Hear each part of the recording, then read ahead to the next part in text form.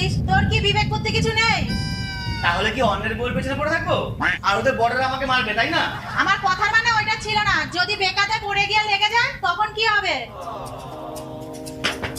আরে মা, আমি যাচ্ছি।